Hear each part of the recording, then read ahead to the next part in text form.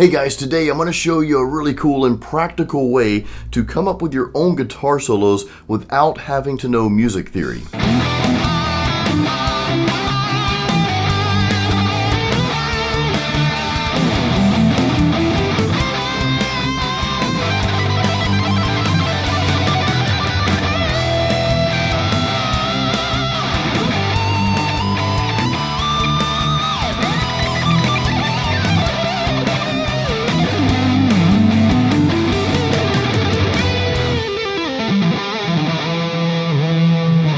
Alright guys, we're going to dive right into this really cool and fun lesson here, but I just want to make a disclaimer real quick.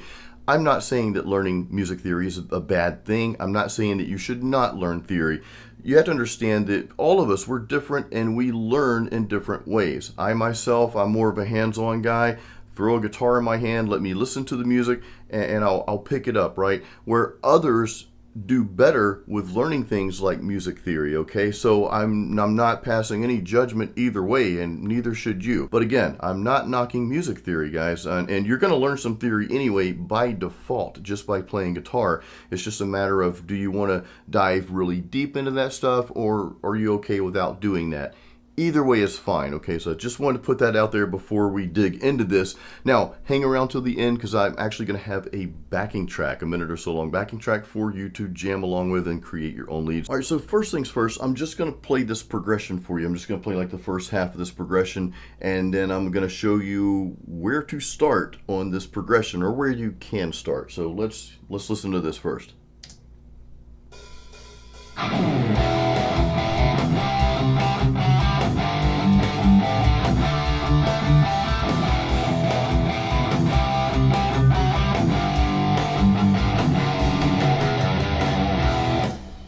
All right, so pretty simple progression here. So basically we're in the key of E minor, and I said we're not diving into theory, but I mean this is kind of how you learn theory by default. You need to know your basic chords. I just want to stress that, okay?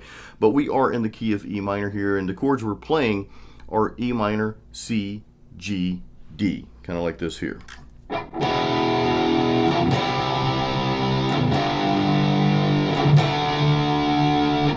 One thing I want to show you here, okay, is we start with an E minor. This is just one of many ways you can start your solo. We start with the chord of the key, which is E minor, okay? So that's just that E, okay? That's an open E string that I'm playing on a guitar in standard tuning here. We're in standard tuning, by the way. So what I like to do, and this is from kind of a beginner perspective, what I would want you to do is I'd want you to find where that note is in other places throughout the fretboard, okay? So you've got this here. So go to your next string, or even your D string, either string, doesn't matter, but just try to find where that next octave, which the octave is that same note but higher up, or lower for that matter, but you're going to find the higher octave. So you've got the E, let's find out where it is. Let's just pick the A string. Where is it at on the A string?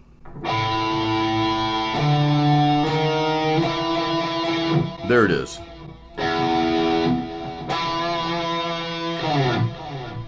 So now let's find it again. Let's go up even higher.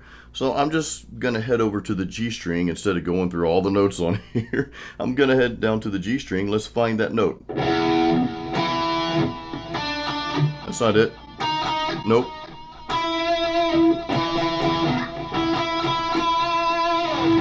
Okay, we found it there, right? Let's go one more. I'm going to skip one down to the E string here. Now, you probably already know this. The notes on your 12th fret are the same as the open notes here, so it makes sense for that E string to be played on the 12th fret. And that's your E. So we found the E in 3 other places on the fretboard here. And I know I'm going over some very basic stuff right now.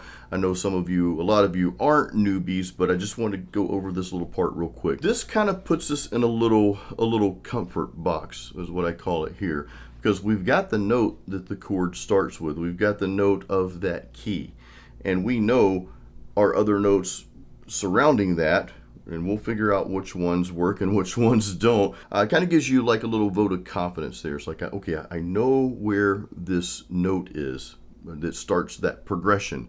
Okay, that's a starting point. So let's just play. Let's start out on the G string 9th fret. Now, what's some other notes that fit that progression there? Okay, so if we played the chord progression,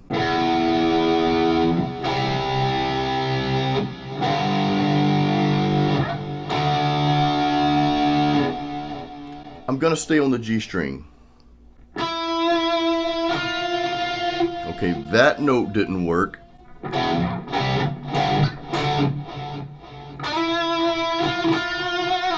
No, let's try one more. I just went just a half step there.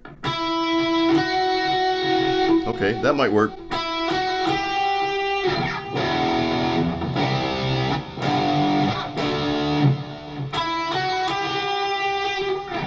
Let's try a note going the other way.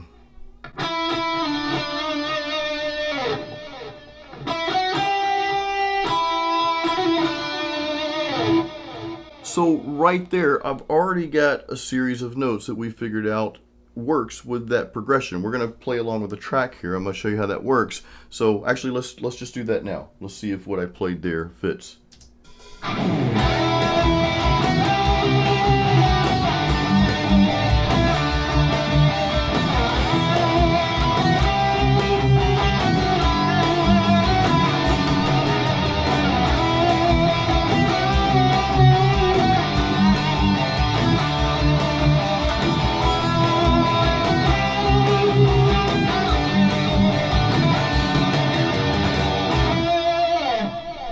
So, 1, 2, 3, 4 notes.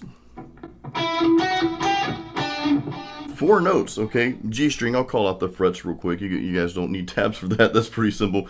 But 9th fret, 11th fret, 12th fret, and 7. So 9, 11, 12, 7. Doesn't matter what sequence you play those in, by the way, okay?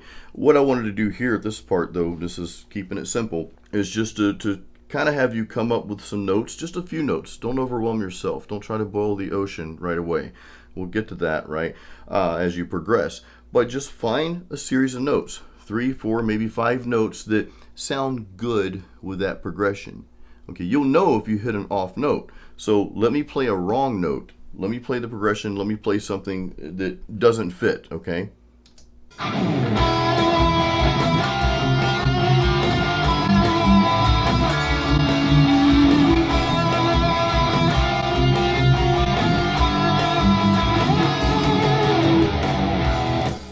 Okay, so we played 2 or 3 notes there that clearly did not fit, all right? This is where I want you guys to really hone in on developing your ear training so that you can hear those. I would hate to see you on stage play a note that just clearly doesn't fit in that progression, but not realize it, okay? I want you to develop that ear. I want you to listen for these things. Actually, I've got another video, you guys can watch it later if you want, about playing by ear. It kind of helps you get some other tips on playing by ear, so check that out later. But I want you guys to be able to hear that, though, okay? And this just takes practice. It takes just perfecting your craft, your guitar playing, sitting down with your guitar, playing with progressions, playing along with the tracks, like the backing track I'm going to give you here that's coming up towards the end. So make sure you watch that part and play along with that part, more importantly. So we found a small series of notes that fit into that progression. And again, those notes don't have to be in any sequence. In fact, before we go to the next part, I want to use these series of notes one more time, but I'm not going to start with the E. I'm going to start with one of the other notes. Let's see what that sounds like,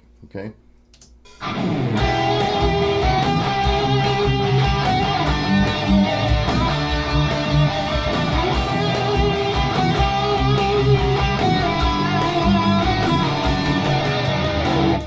So right there, I proved to us that you don't have to start with that note. And you guys already know this, but we're in E minor. Doesn't mean you have to start with the E note. So I just wanted to share that little piece with you real quick. Just because you see me doing something on here doesn't mean you have to start the same way. Again, this is all about hearing the notes that fit into the progression that you're playing along with, okay? So just want to make that clear. Now, what I want you to do next is I want you to start kind of doing the same thing on the surrounding strings. this is where things get really interesting, and this is where your lead guitar solo playing can just really go to the like the next 10 levels almost immediately. Okay, so we chose the G string because that's just a cool place to start a guitar solo. But I want us to go up here. I don't want us so much to play low notes. We're not going to focus on that because our chord progression, right? We've got our low notes covered. Not that you can't go there. I go there quite a bit when I'm playing leads, but we're going to focus kind of on this section here around the 12th fret. We already know that we've got another E note down here. E string, 12th fret. What I want us to do now, and you're about to learn just a touch of theory, probably by accident. That's how a lot of us learn theory. You learn by accident. It's like, oh, okay, that's what that is. So what I want us to do now is I want us to connect the E that we played on the G string. I want us to connect that to the E on the 12th fret E string.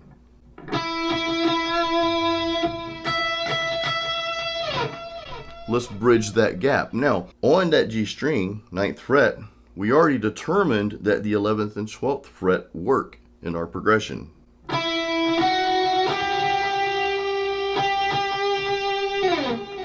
All right, so the next natural thing to do would see what note works on the B string, because remember, our destination's here on the E string, 12th fret. So let's go to the B string. What's the next note in that little scale there?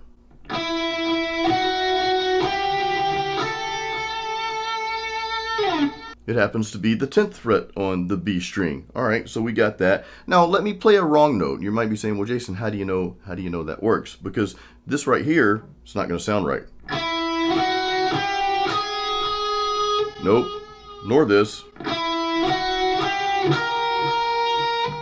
Now, not going off the deep end here, you could make that work because sometimes you throw in those notes that don't quite fit. When you do that, you want to do that on purpose, right? Okay, you don't want to do that by accident, meaning, oh crap, I hit a wrong note. There is a time, so I don't want you to think I'm giving you rules here. There is a time where you can hit those notes that aren't in that progression where you can make it sound really cool. Okay, but that's not what we're doing here. We're kind of just learning some basics of really getting our guitar solos to that next level. Okay, so we know that the 10th fret works on the B string, and the reason I hit the wrong notes is just because I wanted you to see and hear that. Okay, well, I know that doesn't sound right. Okay, what else? And you might not figure that out until you're playing along with the progression like we did earlier. So let's do that. Let's hit more wrong notes.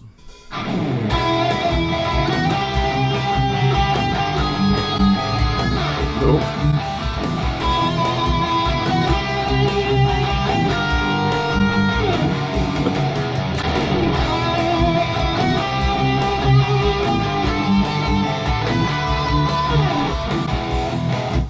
All right, so sometimes you won't figure out what's wrong and what's right until you start playing along with that progression. And again, I want you to train those ears to hear that. Oh crap, that was the wrong note. That totally didn't fit. Don't pretend it fits if it doesn't, okay? Don't say, well, I'm trying to be exotic, when it just doesn't sound good, all right? Again, if you're playing one of those exotic notes, what I like to call them, that doesn't fit in that key, it needs to be placed strategically on purpose. Okay, so we know the notes on the G string, and now we're getting the notes on the B string. Actually, I'm just gonna go ahead and play all the notes that bridge those two E notes together. So there would be this right here. And I'll call out the frets once I'm done.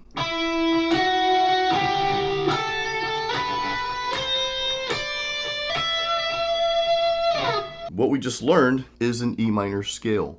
So you just learned a scale. So see, by default, you learn some theory. When you're playing guitars, you're learning these things. So again, I never want to discourage anyone from going down the theory path. Real quick, a good friend of mine who plays with a well-known cover band, Southern rock and country cover band around town, great guitar player, but he's a theory guy. He does better when he's playing notes and in his head he's tying them to the theory that he knows.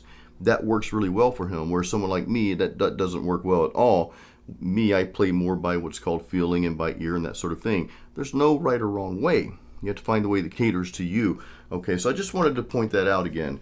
I never want you guys to think that I'm trying to discourage you really from any one path, My way will work for a lot of you. Some of you it might not, and that's okay. Anyway, let's get back to this. Now you've got all of those notes in the key of E minor, and we play the E minor scale.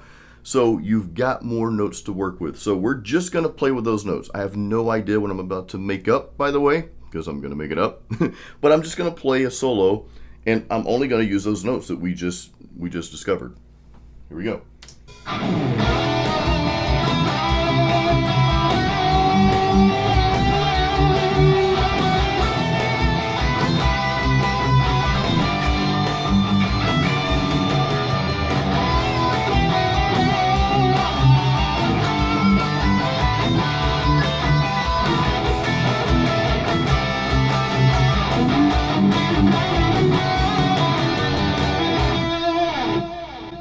Okay, so all of those notes, I think I hit every note that we had in that little scale there. And by the way, again, I just made that up like most of the stuff I present to you guys.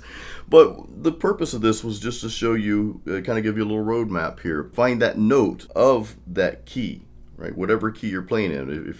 If your chord progression is in the key of G, or if that's the first chord that's being played, find that note on the fretboard, okay? And then find all the notes, mess around with that a little bit, play around with it, right? Train your ear to hear what's right and what's wrong, what sounds good and what sounds bad, rather, okay? What fits and what doesn't fit. Train your ears to do that. First, pick out a few notes, right? 3, 4 notes. Then start to pick out notes on the surrounding strings. And as you do this, you start building your fretboard vocabulary, right? You start memorizing where things are. And that takes practice. That's, it's going to take more practice and more time you spend doing this, the better you're going to get. All right, so let's play along. Well, I'm not going to play. You're going to play. You're going to make up some cool lead patterns using the notes we just had, and you can go off the reservation there. You can go up or down the fretboard. Remember, just play what sounds good to you, okay? But we're going to kick this backing track off, and let's hear what you come up with.